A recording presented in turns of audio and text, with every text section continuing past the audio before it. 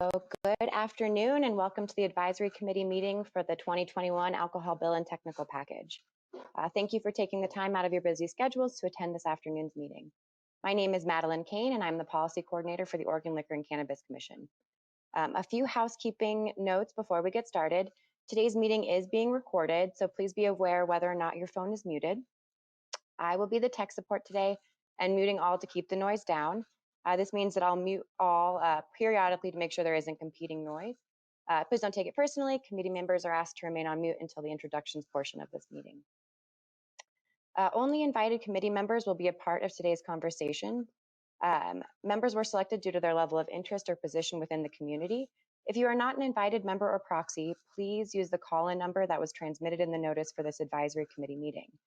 If you're an invited committee member dialing in and not using the link for this virtual meeting, please send us an email at olcc.rulemaking@oregon.gov so that we can send you the PIN. For committee members, there is no raise hand function in this virtual meeting, so we will work to facilitate the meeting in such a way that all members are able to participate. That being said, please be courteous to other committee members so that we don't have multiple participants speaking at once. With that in mind, we ask that each of you serve as goodwill ambassadors to the discussion so that you may represent your constituency professionally. Non-committee members will be able to tender comments during the public hearing and during the comment period for this package. Committee members, please state your first and last name when you make a comment each time. And in the hopes of cultivating a platform for better discussion, we will not be doing a screen share during the rules discussion portion of this RAC.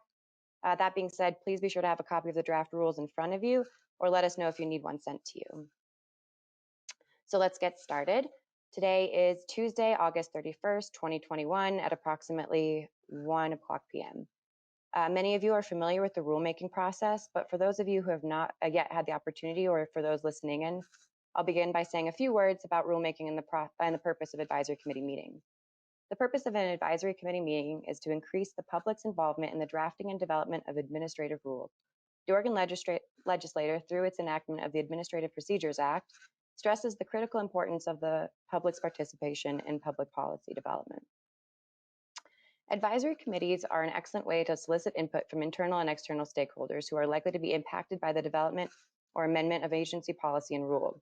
Consequently, advisory committee invitees may include licensees, permittees, industry representatives, OLCC staff, members of law enforcement, local government, the public, local community organizations, small businesses, and other interested stakeholders. The purpose of having all of the members on this committee today is to hear from the different parts of the industry and public health and safety partners.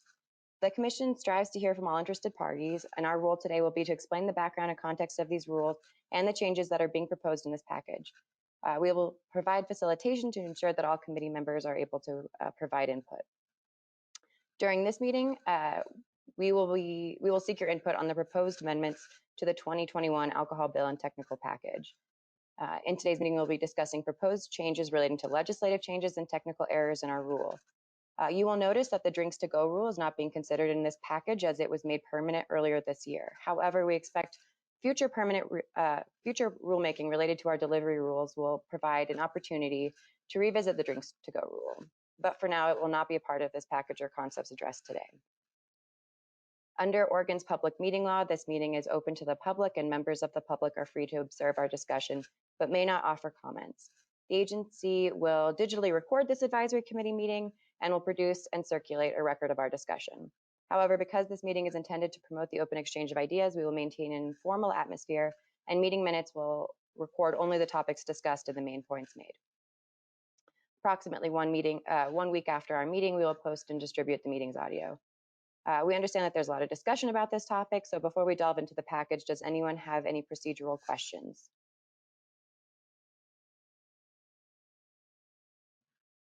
No? Okay, so we will now move on to introductions. I will be calling on you to introduce yourself. When introducing yourself, please state your name and the organization you are representing. Today we have Commissioner Militas present, so I will start with him. Commissioner Militas. Hello, Matt Militas, Oregon Liquor Control Commission. Good to see everybody. Thanks, Matt. Bryant Haley.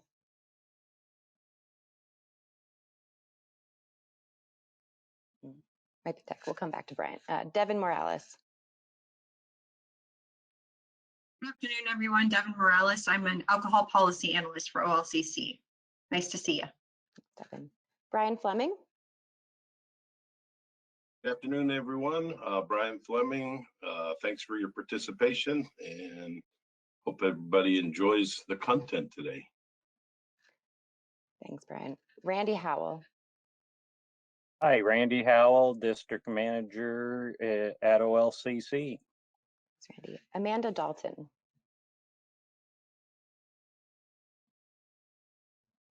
Amanda, if you're speaking, you're on mute and we can't hear you. Okay, we'll come back to Amanda. Let's see, I think the name here is Jeff Giamatti, but I think you said it was Judy that's participating? Yeah, this is Jeff Giametta. Oh. Yeah, I'm in private practice attorney at Davis Wright Tremaine here in Portland and work with several different types of alcohol licensees. Thanks, Jeff. Matt Dogali.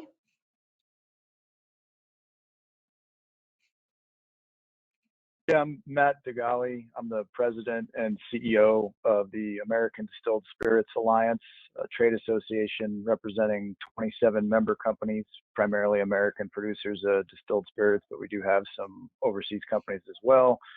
And in both the US and Oregon, we represent over 60% of all distilled spirits sold. Thanks, Matt. Jess Nyworth.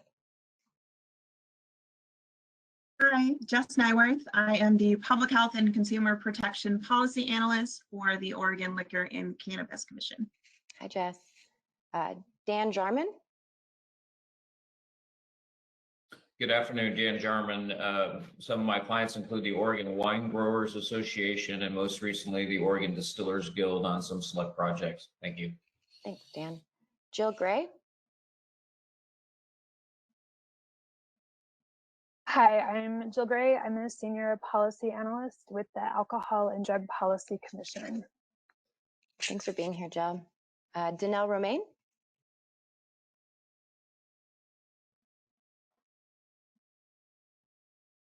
Danelle Romaine. Okay, we'll come back. Ricky Gomez. Hi, I'm Ricky Gomez. I own Palomar, located in Southeast Portland, and I'm also a founding member of the Independent Restaurant Alliance of Oregon. Great to be here today. Thanks for being here. Dan Croy.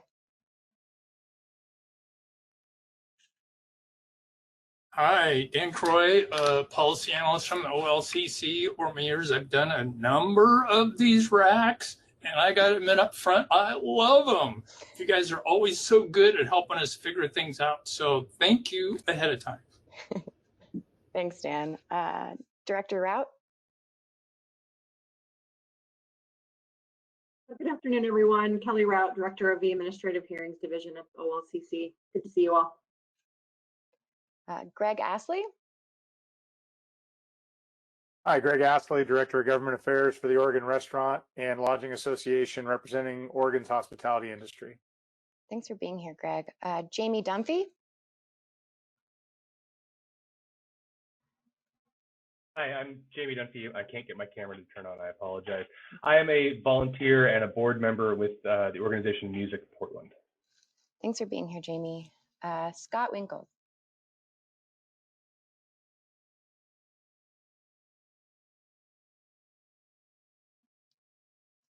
Scott, I don't think we can hear you. It looks like you're unmuted, but I'm not sure the audio is working. Still not working. I'll circle back to you, Scott. Director Ricks.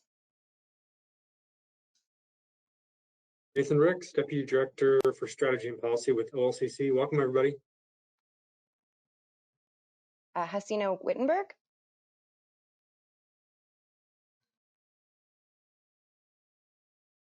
I don't think we're able to hear you either. Doesn't seem like the audio is working.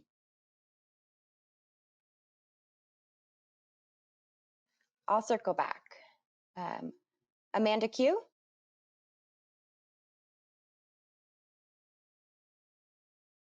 There you go. Hi, everyone. Good afternoon. Amanda Q, Oregon Health Authority Public Health Division, and policy specialist in chronic disease and health promotion. Thanks for being here, Amanda. Mike?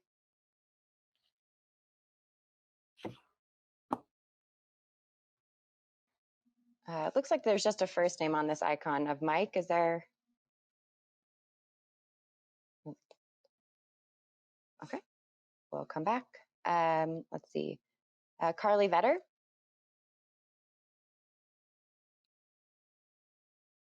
Hi, sorry, my video is a little strange, but I'm Carly Vetter. I'm the statewide alcohol compliance technician for OLCC. Thanks, Carly. Eben Hoffer. Hi, I'm Eben Hoffer. I am a member of the Music Policy Council with Music Portland, and we advocate for licensees, musicians, other people in the music ecosystem who are affected by alcohol policy. Great, thanks, Eben. Vicky Buelo.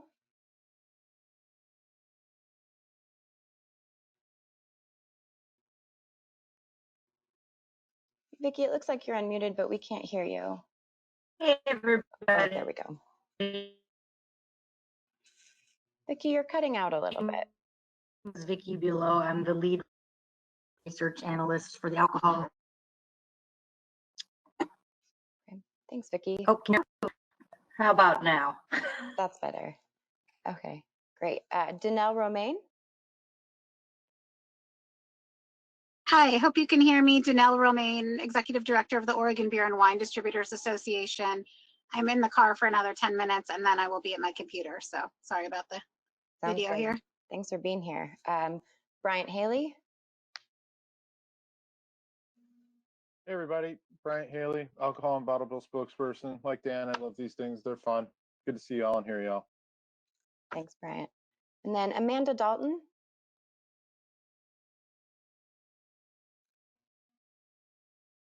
Okay.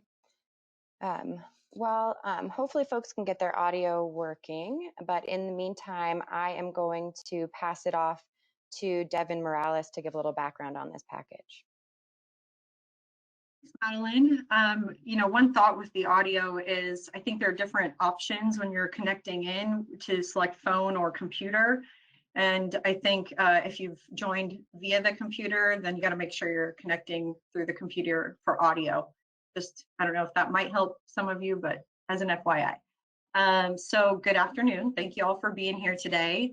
The 2021 legislative session was very active in terms of changes to alcohol laws. Some of those changes were on our list for many years, and some of those changes were really, brought on in response to how alcohol licensees conduct business living with the new reality of the pandemic. The general theme was modernization and streamlining.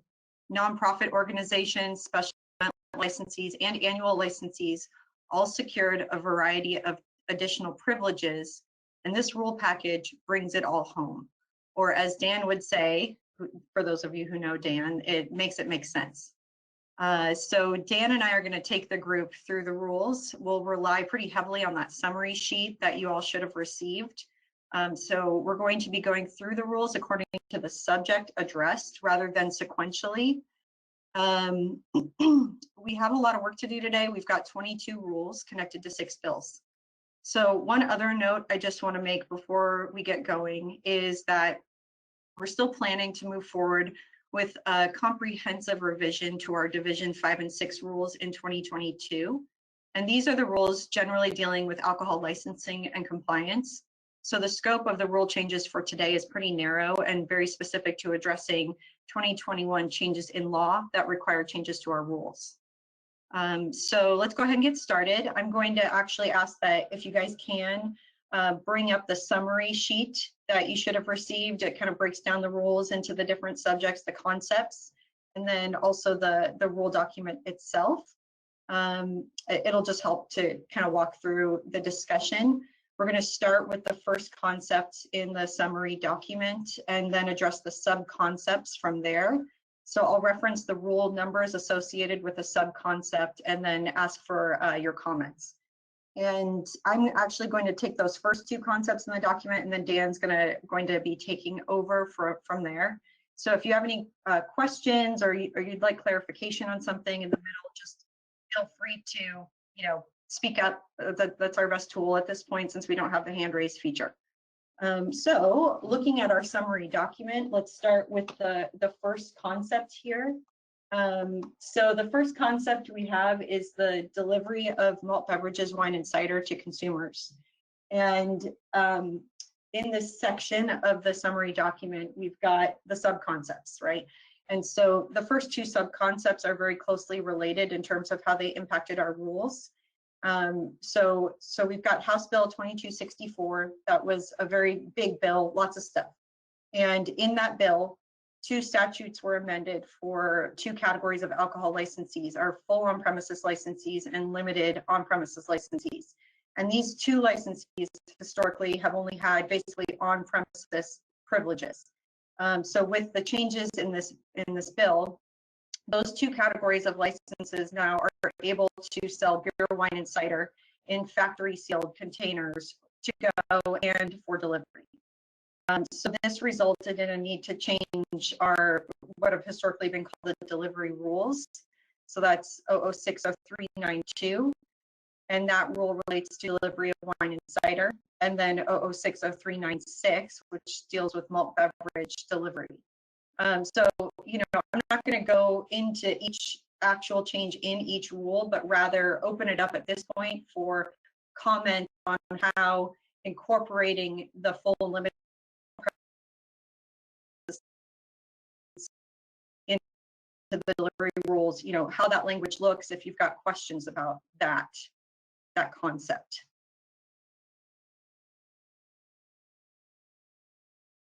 It is fairly straightforward. It was just adding these two license types to the rules themselves. So, if you've got questions or any thoughts, we welcome them. I'll give, 10, 15 seconds. If I don't hear anything, I'll keep going.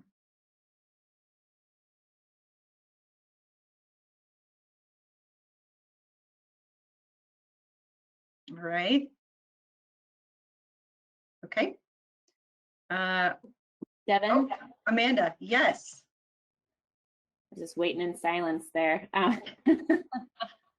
Just a clarifying question with concept one, and you'll let me know if I'm in the lanes here of questions and clarifications. So, adding the on-premise, fairly straightforward into the delivery language. Just clarifying that because 2264 did allow for more license types to have that larger format, or the removal of volume limits, is that for the retail sales?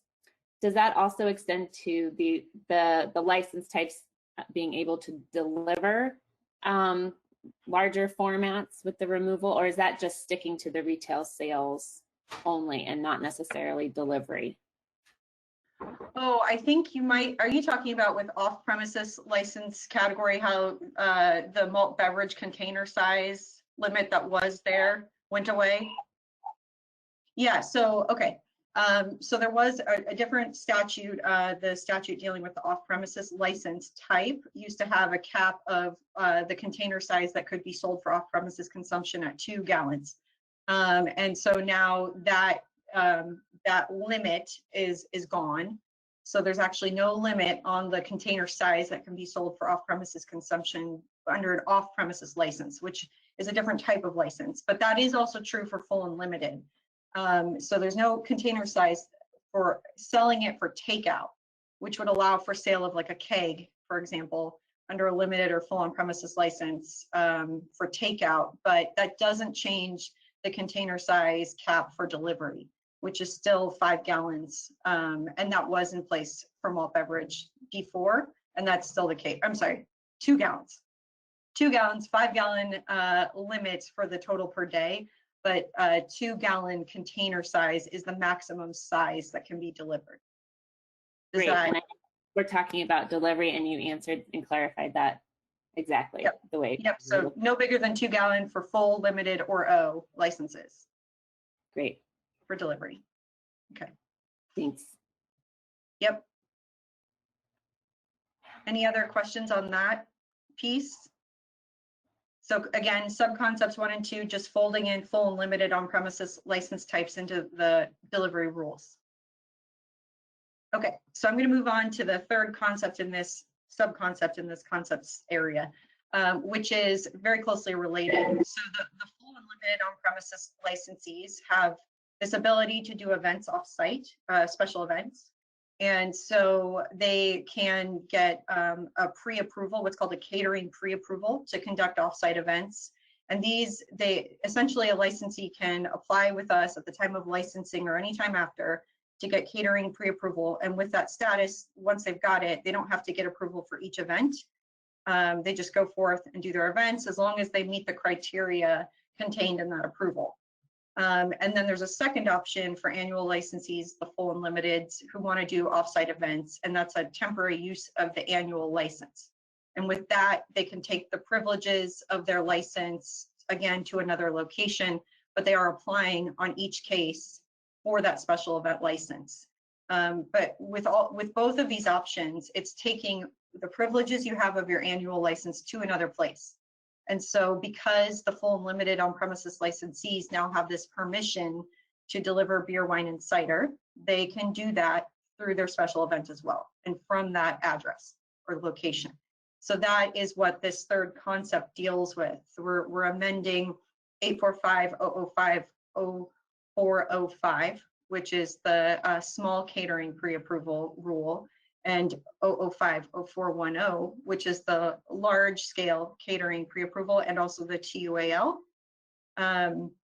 So there are those two rules that were amended, along with the delivery rules, just folding in those same sort of special event license event kind of options.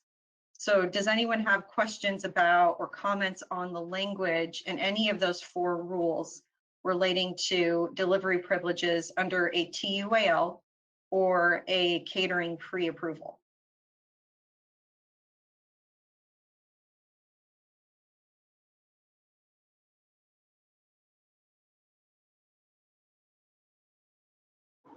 Hey, Devin, can I just ask a question?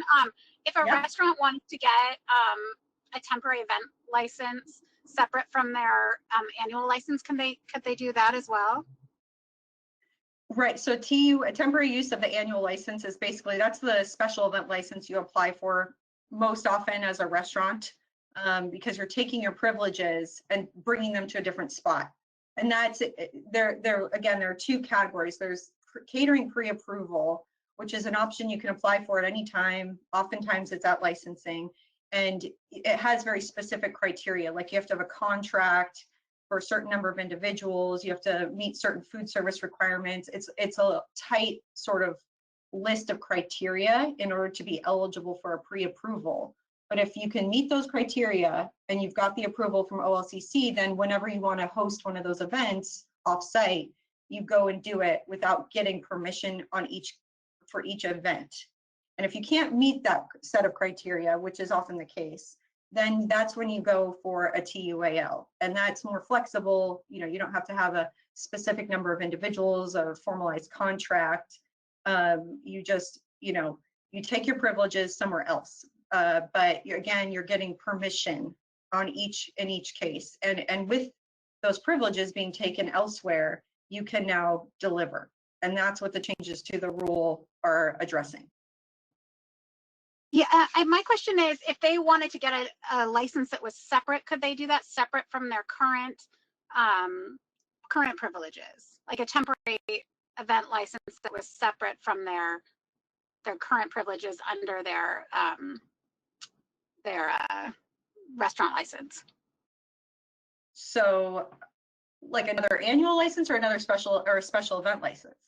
For a special event. Right. So the TUAL is going to give you the special event license. This exception might be if you're a limited on-premises licensee and you want to do like distilled liquor drinks at your special event, then you would potentially get a temporary sales license. That's what you would need, because the limited on-premises license doesn't have privilege of selling distilled liquor.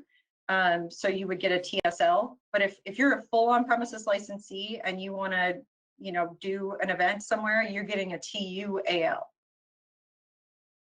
and you take all that same bucket of privileges to the other place, which is a special event. I don't know, does that answer the question? I just wondered, it's okay, I can talk to you about this another time. I just wondered if you didn't want something tied to your current license, if you wanted it to be totally separate, is that an option? If you didn't want to use the privilege that's tied to your current license? Okay, yeah, right. So, and there are limits on who's eligible for a TSL too. So that's something, so if you're talking about like for wholesalers, then they wouldn't be eligible for a TSL, but a full or limited on-premises licensee, the TUAL is likely the best bet for a special event. TSL, I guess, because we're, you know, anytime our staff are looking at an application, they're looking at, do you have an annual license? And if so, what is it? Are you eligible for this TSL or whatever special event license you're applying for? So, you know, there's always going to be a look at that, I guess. But we can talk about it more if you've got questions, if I'm not answering the questions you have about it. No, that's fine. Thank you. Okay. So again, this is the concept 3 here, subconcept 3 under alcohol delivery. So this is adding TUALs and the catering pre-approval, giving them the eligibility to do deliveries under one of their special events. So the rules have been amended to address that. Any other questions or thoughts about specifically the changes in language? Is it confusing?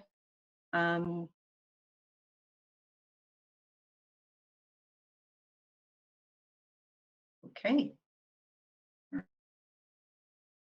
Moving along then. So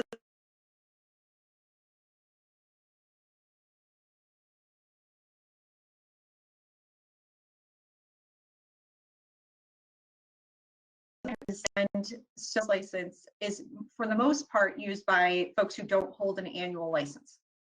And so some changes were made for temporary sales licensees related to alcohol delivery.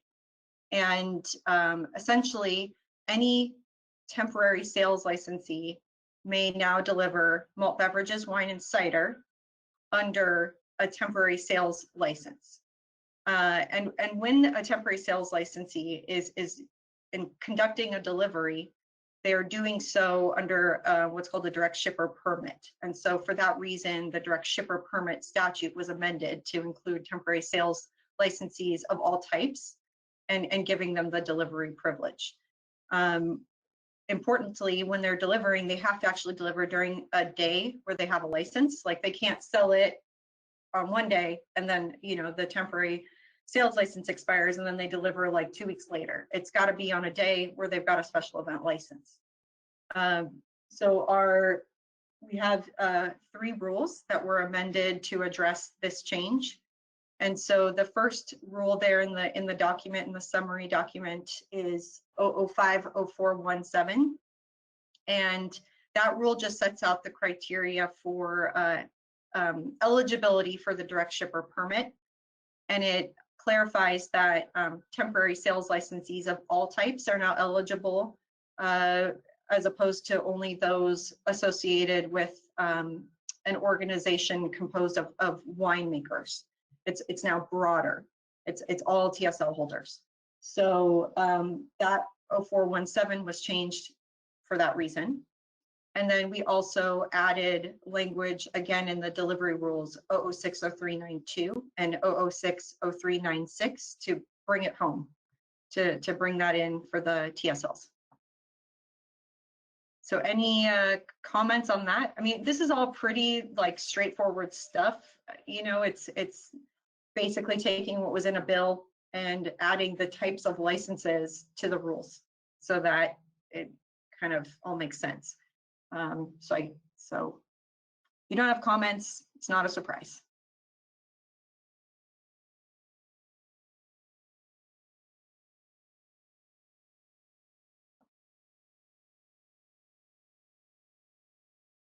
Okay. Quick, just question if this is Amanda from OHA. Sure, yeah. With the temporary sales, the TSL, and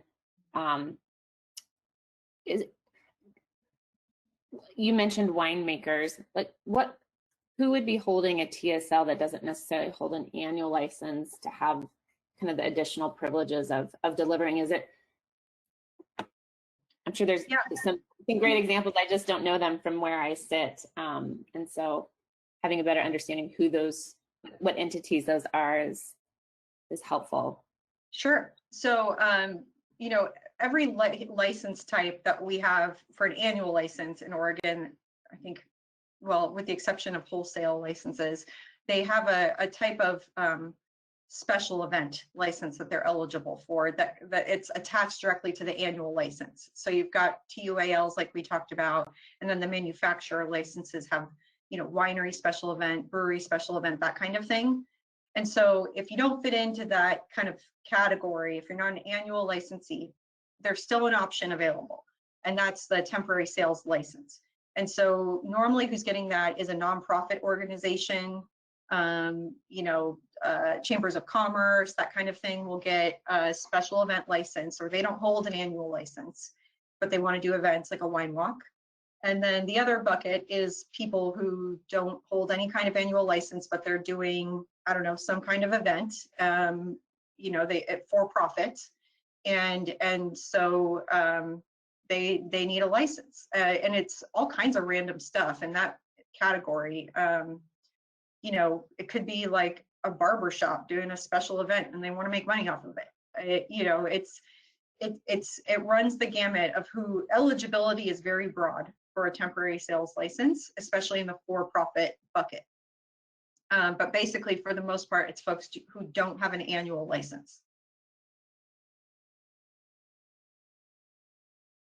Does that answer? Yeah, thanks, Devin. And so just, yep, that's super helpful. And so the sale makes, but so then those nonprofits, profitable, all sorts of businesses that don't have the annual or attached to the annual with the temporary sales, they have the ability then to deliver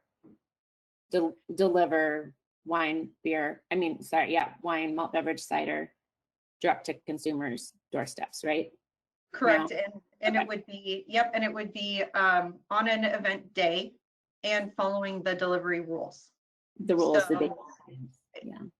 Right. So yes, with a temporary sales license, you must be licensed on a day of delivery, and you are subject to the delivery rules with all the requirements. Mm-hmm. Okay.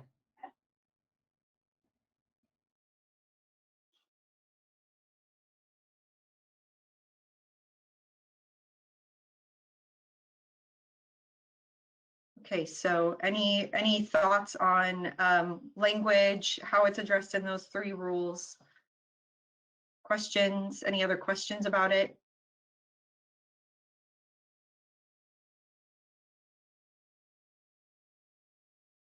Okay, so the last subtopic under the alcohol delivery to consumer concept is the change to, coming from Senate Bill 406, which is the volume of wine that can be delivered per month and then per day to a consumer. And so this was also a change to the direct shipper permit statute, and that carried through to our delivery rules of 845-006-0392 and 039, just 0392 in this case. And that rule deals with wine and cider delivery. So the wine volume was changed, and now you know, anyone delivering wine is eligible to deliver 5 cases with the rule changes, 5 cases per month. That limit applies if you're a direct shipper permittee, and then whether you're a licensee or a direct shipper permittee, you've got a 5 case per day limit for wine. And so it's again a pretty straightforward change. If you're at site, if you're delivering cider, you're still at 2 cases per day and per month under a direct shipper permit, and 2 cases per day otherwise as a licensee not under a direct shipper permit. And then for malt beverages, there was no change to the limit there. So it was just an increase for wine up to 5 cases per month and per day. Any questions about that change?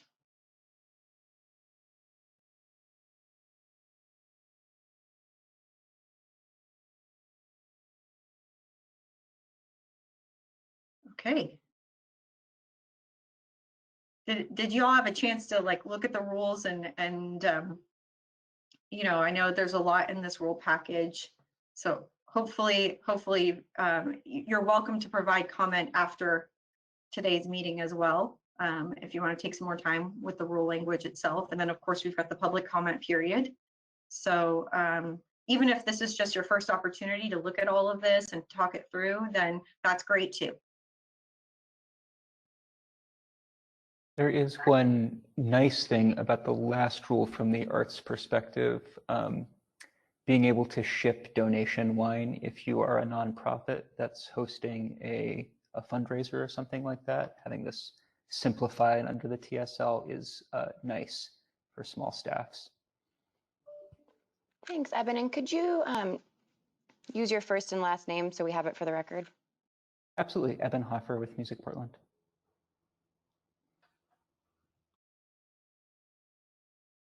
Okay. So any other comments at this time related to this concept of alcohol delivery, beer, wine, and cider delivery to consumers? Otherwise, we'll move into the second concept here.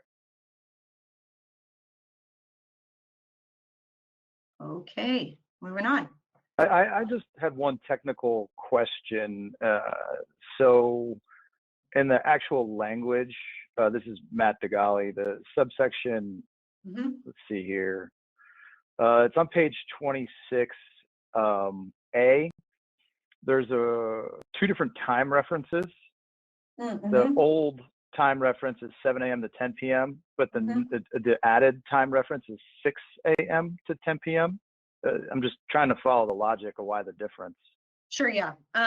So that one piece is specific to off-premises sales licensees who are delivering beer, wine, and cider in factory sealed containers. And that is because there's a different rule not in this package that was amended in a permanent capacity earlier in the year 006-0425 that gives off-premises sales licensees the ability to sell beer, wine, and cider from beginning at 6 rather than 7 a.m. And so this is reflecting that change for delivery hours. That's why you say despite that requirement, I understand. Okay. So any other questions about delivery concept? Okay, we're gonna move on. So concept number 2 here is actually pretty short because the first sub-concept we just talked about above, which is about the delivery privileges for temporary sales licensees. So moving into the second sub-concept here, coming from House Bill 2363, this is providing specific flexibility, I guess you could say, to nonprofit organizations that are applying for temporary sales licenses. And so in this bill, if you are a nonprofit organization or a governmental entity, and so let me just take one step back and say there are 3 kind of categories of entity types that are eligible for temporary sales licensees, the nonprofit temporary sales license. So it's registered in Oregon nonprofit and charitable organizations, governmental entities at the city, local, state level, and then political action committees. And so political action committees are not included in what changed. They stay the same as how they've been treated historically when they get a nonprofit TSL. But the governmental entities and nonprofit and charitable organizations are now able to get up to 30 days on a single nonprofit temporary sales license application, which reduces the number of occasions that they have to go to the local governing body and get approval. And so it saves them a little money and effort. So they can do up to 30 days on an application. And they can also do multiple locations, multiple addresses on a single application, which historically it's been, one application per address, and the cost to a nonprofit is $50 a day per application per day. So they would have been getting, multiple $50 a day fees that they would be accruing if they're doing something like a wine walk, for example, where there are a bunch of different addresses involved. So this just makes it so that they can do, multiple address events and have more days on an application. And one thing on the multiple addresses, they do have to be in the same local governing body jurisdiction. So they have to be in the same county or city on an application. And that's just for, it's impossible administratively to process the application if they're like all over the place. So that's a big thing. But that piece is in the rules, this rule, which is 0050-440. That's the temporary sales license rule. And it includes those changes. So up to 30 days if you're a registered nonprofit or charitable organization or a governmental entity, as well as the multiple addresses. That's brought through in the rule. So those are the changes there to the 0050-440. So if anyone has questions or comments on those changes, now's the time.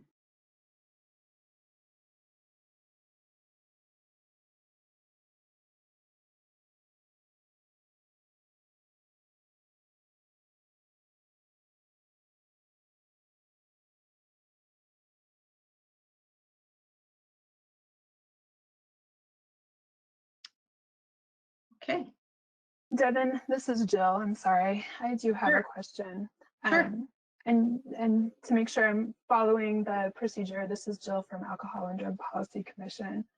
Just so that I understand the justification from going from 7-day to 30 days, the justification is because frequently those nonprofit, charitable, or government entities had to go back frequently and get another license or permit, and it was a cost-saving measure. Am I understanding the justification correctly? My understanding is that that's one of the primary reasons why this concept was brought forward to the legislature is really that, when you're capped at 7 days per application, that if you wanted to do events over, a month, and a lot of times this is even, an online auction or something, and they're going to have a special event license for every day that they're having their online auction. And so if you've got, you're doing a 30-day window for that, then you're going and getting multiple events approved, and it became cumbersome. So that is my understanding of the motivation behind that change. Okay. And it was directly in statute. Yeah.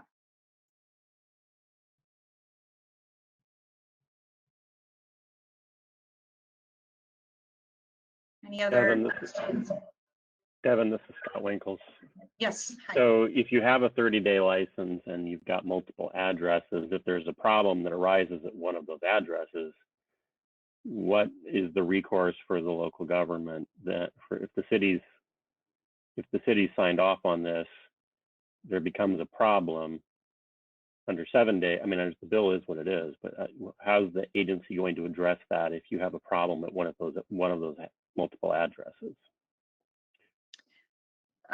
So, enforcement authority of the OLCC is there when we've got a license. And are you talking about for OLCC or for the local governing body? Local government. Well, I don't think the local governing body can pull its approval once it's given to the OLCC. Right. And we're relying on the agency then at that point to, if they've got a 30-day permit, you've got multiple addresses, and then you've got a serious violation at one of those addresses, how quickly is the agency going to act on adjusting the permit? Well, so I will say that any information a local governing body would have about issues, we'd absolutely take that right away and take it very seriously. In terms of time frame, I think it would be a case-by-case analysis. And our compliance folks, we've got Carly on here too, are very responsive and ready to work with locals and get it figured out if there are serious issues. We've got some options in the toolkit, of even pulling a license authority if it's a threat to public health and safety. But there would obviously be a need for information sharing and looking at the facts in a given case. So this is Dan Croy. I can help out if helpful, or try to be helpful. So I think it's important to remember that these are nonprofits and charitable organizations and sometimes government, but very rarely. And our track record with these groups is, and I hope I don't jinx me, is nearly pristine when it comes to them wanting to follow laws and rules and actually having the ability to do that. They just can't afford to do something wrong and get tickets and have all the compliance stuff that happens. But if it did happen, temporary sales license is a license. And we have case precedent that says that we would have to, because it's a license, we would have to follow the Administrative Procedures Act, and we would have to propose to cancel the license and then give them a right to administrative hearing and go through that process. So the answer is, if there was really something bad happened, well, they have a license. So it would probably, but the good news is, once the license days were over with, we could not issue any more licenses to that same organization until we get this all figured out to go through the process and or whatever. So I hope that's helpful. Well, I hope you're, I guess I hope you didn't jinx it too, so. Well, yeah, I've been following specials for many, many years. The last time I looked, and I got to admit this a couple of years ago, statewide we're issuing about 8,000 of those a year, and statistically about half of those were nonprofits. And our track record, and Carly can help me out here, but I think for the most part, the track record with specials is that they're pretty good about following the requirements, but especially the nonprofits. All right, that's helpful.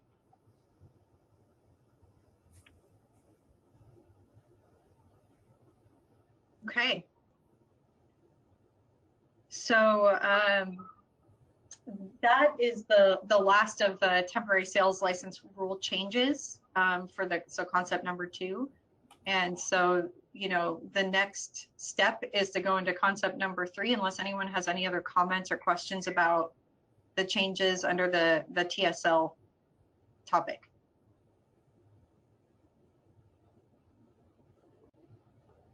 One last one. I feel like I'm talking too much, Devin. This is Amanda. No, please talk away. We need more talking. Again, not Amanda, OHA Public Health. TSLs, rolling in the privileges here. Clearly, I'm just looking at the specific language. Everything reads, throughout the factory sealed kind of language. But then the securely covered containers of malt beverages, is that growlers? Is that something? Yep. Is that? Okay. Growlers. So TSLs can deliver growlers. Okay. Right. I mean, so the privileges, like for example, with the off-premises sales license before and some of the other licenses that had delivery of beer, wine, and cider, delivery privileges, that has been in the bundle of what could be delivered. Securely covered containers along with factory sealed historically. So it just kind of comes with the privilege of being able to deliver the beer, wine, and cider under a TSL that you now also can do it in a securely covered container. Got it. I understand the parity that you're kind of describing. It seemed odd with the TSLs, and so that's why I had a question around it.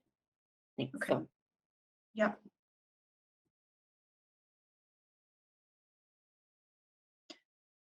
Okay, well, again, if you don't have a chance to provide comment right here, right now, we really do encourage you to provide written comment. That's actually super helpful because we can see your specific thoughts on specific language. So we welcome that if today isn't the day to do comment. I think, Madeline, were you gonna? Yeah, we're about an hour into the meeting. Would folks like to take a quick 5-minute break, and then we'll come back to take on concept number 3? So if you could just come back around 1:57.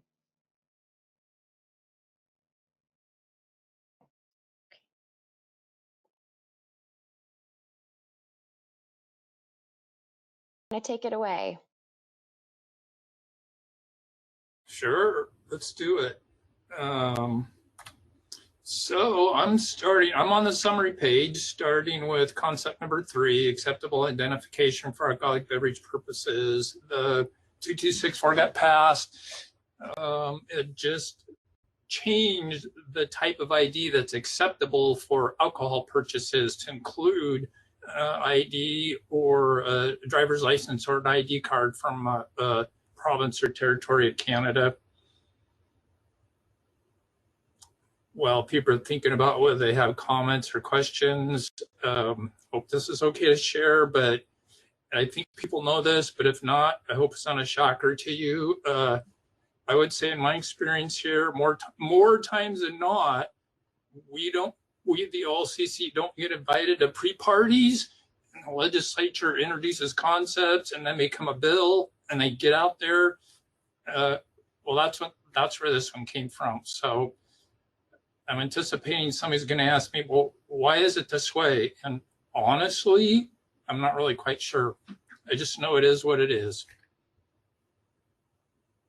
And by the way, it did not change for marijuana. Does anybody have any questions on the ID?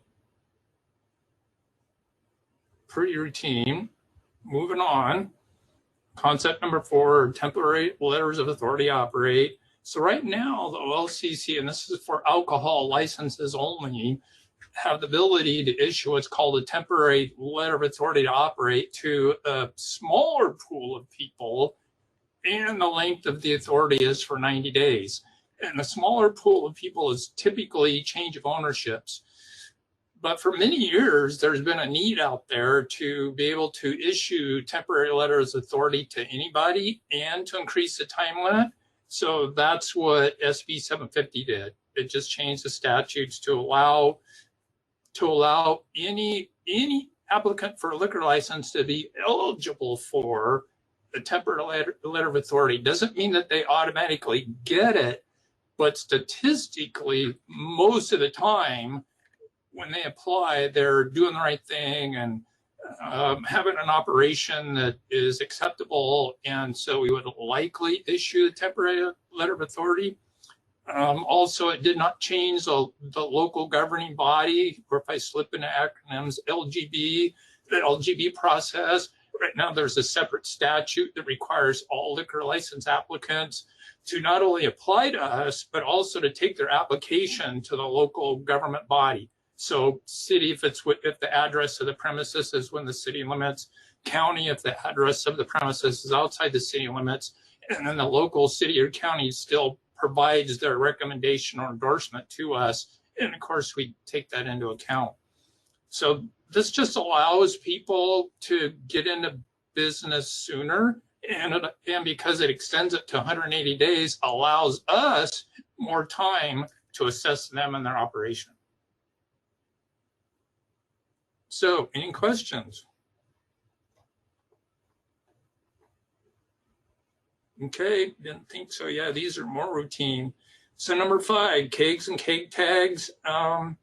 There was a statute that got repealed that required people who are selling a keg of beer, malt beverages, not a keg of wine or a keg of cider, but a keg of malt beverages, to affix a tag to it and fill out some paperwork that shows who they sold it to.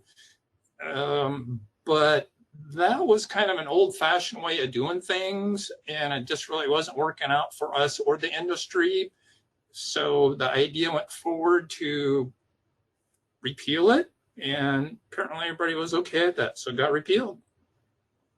Anybody have any questions on that?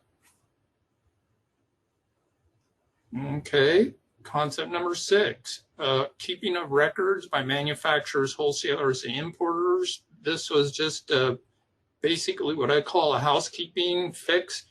Some licenses were required to keep records for one period of time, and other licensors for another time.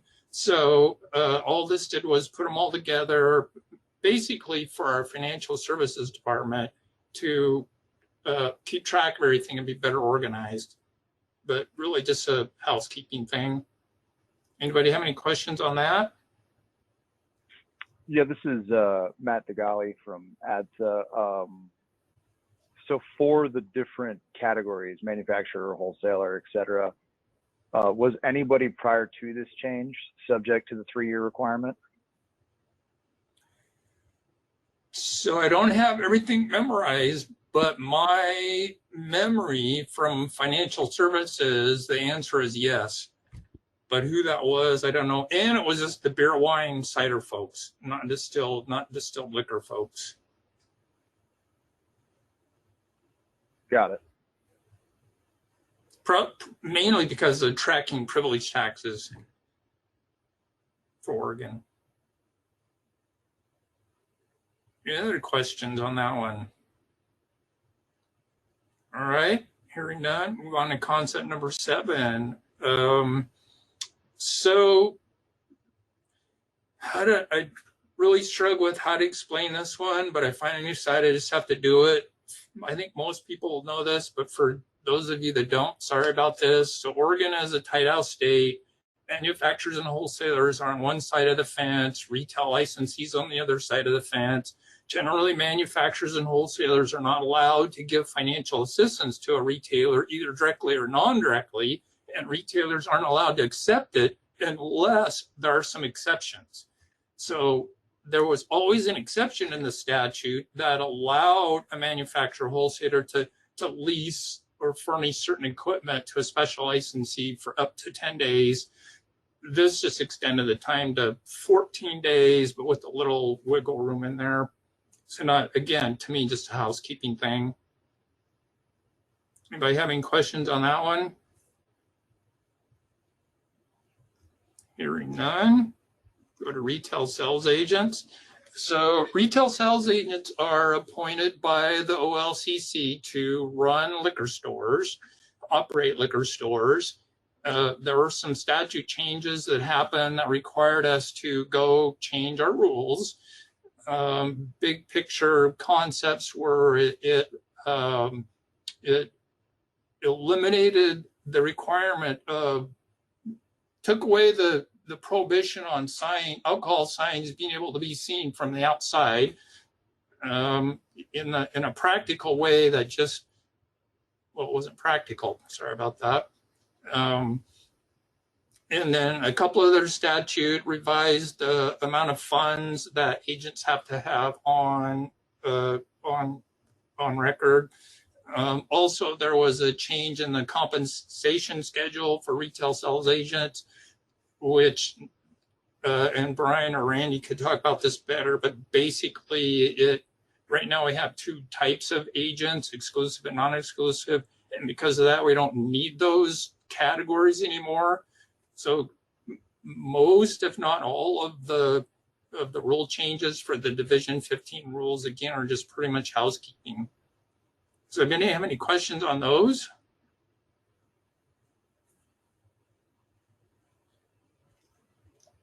Again, this is Matt Degali from ADSA. So when looking at the language, I think I'm in the right place here. This is dealing with the change to language with non-liquor items? Okay, which rule are you looking at? What page? Yeah, and so this might not be that section, but it's pages 34 of 41 into 35 of 41. Is that the right section?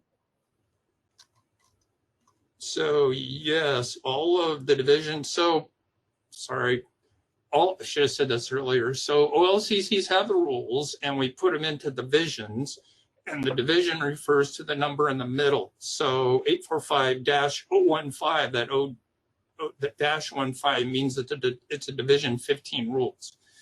All the rules that go to address liquor stores are in the Division 15 rules.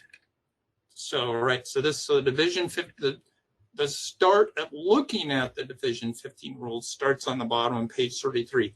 By the way, it's not, of course, all of the Division 15 rules. It's just the Division 15 rules that we're proposing to do something with.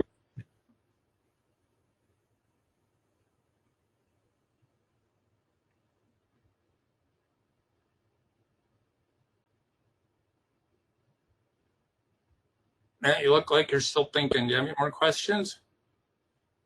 Yeah, I'm just reading. So in the summary, the sections 14 and 15 are specific to the sign requirements and the amount of funds an agent must have for deposit. So for this summary, the concept 8, the underlying changes to non-liquor items is not part of this concept 8, correct? So, or is it part of if I understand your question, what I kind of made an executive decision when I was writing up this summary. That's why under concept 8, there's that subtitle in there about here are the highlights. What I didn't want to do was offend people and tell you everything that's in there because hello, it's all in the rules, and so why would I repeat it? That just seemed rude to me. So anyway, I just hit the highlights, things I thought people might be most interested in. But right there are other things that we're proposing to change in the Division 15 rules that in my mind are really just going to routine housekeeping kinds of stuff. Dan, may I? Oh, absolutely. Hit it. Hey, Matt, let me see if I can help with a couple of questions. One is, I think there's some question about the amount of monies deposited on hand. That's because most of our money deposited on hand is banking transactions and or checks, meaning credit card and checks. So essentially, we changed it so they can do a pre-deposited account for an average of what the commission determines. And currently, we're doing an average of 1 day of sales. So that's to that piece of the rule. And then the other, when you mentioned related, non-related, essentially we used to have 2 types of stores, one that was an adjunct business and one that was specifically a liquor store. Today, because of the new compensation structure from the legislature, we now just place them in a class, and we have 10 classes of stores. And so if you're a class 1 through 10, you're just a liquor store now. It's no longer treated differently. Does that make sense? It does, and my question is, was there a legislative initiative, or is it part of this rule process we're walking through now that changed the language to say the commission may require items to be removed that are objectionable, and then strike the previously used list of acceptable items? Yeah, so essentially a liquor store, in an old environment, Matt, sorry for interrupting if I did, but essentially, they, in a rural town, you might have a gas station, a grocery store, and a liquor store. And today, you could have a liquor store that has a gas station still, but could be in a grocery store currently, or could also be wine or beer or things of that nature. So they all can kind of do the same thing if they have a license privilege. They don't get to do it unless they apply and get a license for an off-premise sale. Thanks, Brian. And could you say your name and title for the record? Brian Fleming, OLCC. Is that helpful, Matt? Yeah, it is. I just, again, I'm just curious if so this change with striking out the specific list of allowable items, that's a recent change that is part of this particular rulemaking process we're discussing now?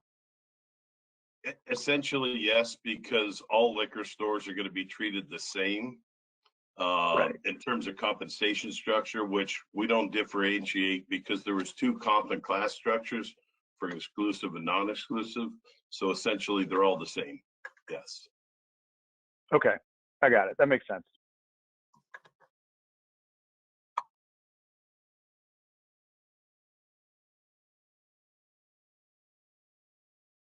Sorry, I was muted. Thank you, Brian. Any other questions about concept number 8? Actually, going back to 7, this is Scott Winkles from League of Oregon Cities. I think we're still doing some numbers on the agent compensation issue. We would probably submit written comments on this one. I just wanted to give a heads up. Thanks, Scott. The audio was a little muffled, but it sounded like you said that the League of Oregon Cities plans to write up some comments on this. Yes. Okay, great. Thank you. Okay, any other comments or questions about retail sales agents rules? Okay, hearing none, let's go on to concept 9, which truly is, oh, here's something. Hi, Dan, it's Oh. Amanda, Oregon Health Authority. Go ahead. Yeah, quick question around the advertising. You know, as we are thinking, we constantly have a pulse on access and availability, and the role of advertising and environments and so forth. And so curious, know that the bill did certain things and you're aligning language to, you know, legislation. Does the removal of the, am I saying this correctly? The removal of the current restriction on signs and displays inside liquor stores in rural, does that preclude any future guardrails that are practical around advertising inside liquor stores, or no? Am I making, I can try to restate that. So what I'm wondering is, was the kind of the prohibition on indoor advertising on windows readily visible from the outside because of practicality reasons I hear being described? Is there potential for additional rules around alcohol advertising within liquor stores in rural? I understand what the bill did and needing to, you know, update rules around that, but is there opportunity for more thoughtful or practical rules around alcohol advertising in the future? Does that preclude that? Well, thank you for adding the in the future.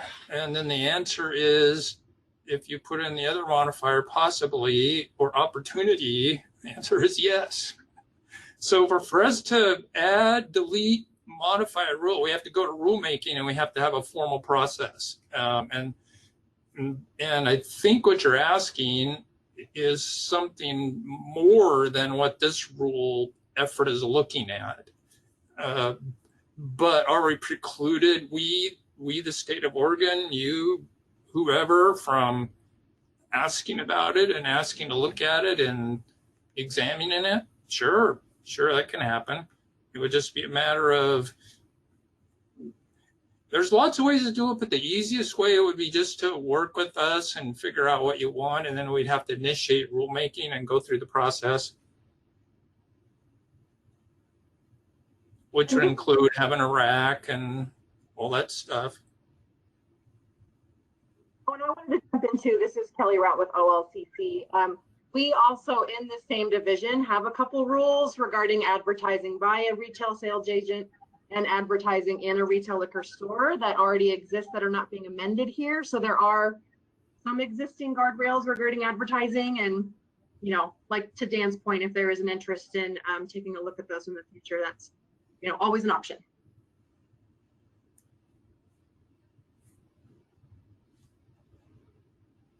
All right, thanks, Amanda. Does anybody else have anything still on the retail sales agent stuff?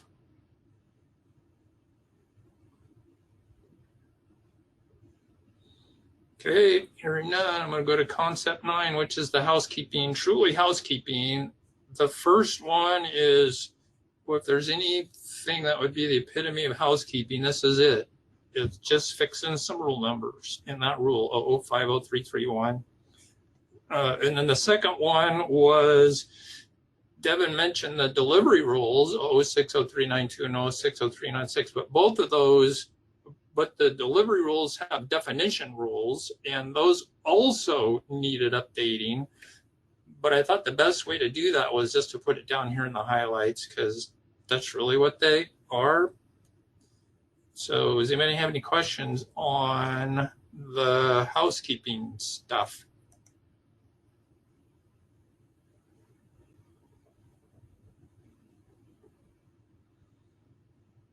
Okay, hearing none, before I turn it back to Madeline, I just wanted to reinforce that I'm going to include Devin in us too, although she doesn't know it. Devin and I love this stuff. So if anybody, if their comfort zone is they just want to call us or email us directly, we are super happy to do that. Of course, you can always make your comments using the public comment period in the process. But if for some reason you want to or feel the need to, both of us are super open to getting emails, or I personally would rather talk on the phone. And if you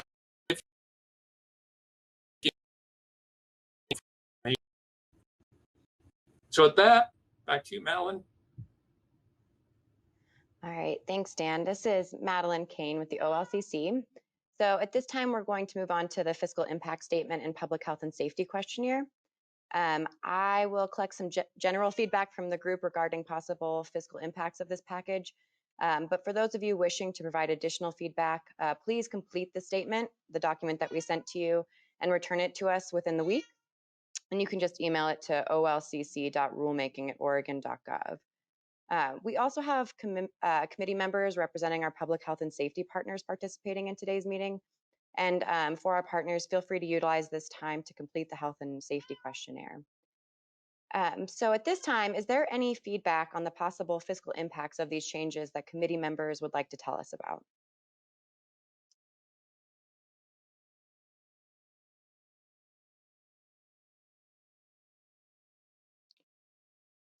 And it's okay if you don't have direct feedback right now. You do have the week to get us the document, but if there's anything you wanted to say while we're in the meeting, feel free.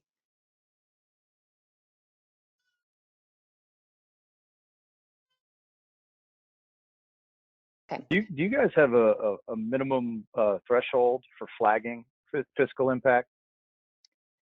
No, there's no minimal level. We just want to know if you see some kind of fiscal impact that could impact licensees or anybody else in the industry, we want to make sure that we notice it. Okay.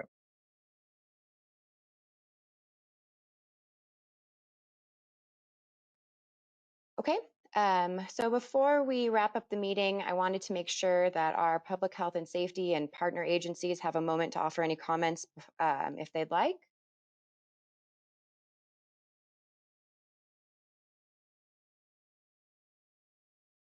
Okay, so then we'll go ahead and wrap up. So on behalf of the OLCC, I want to thank all of our panelists today for providing their expertise on these issues.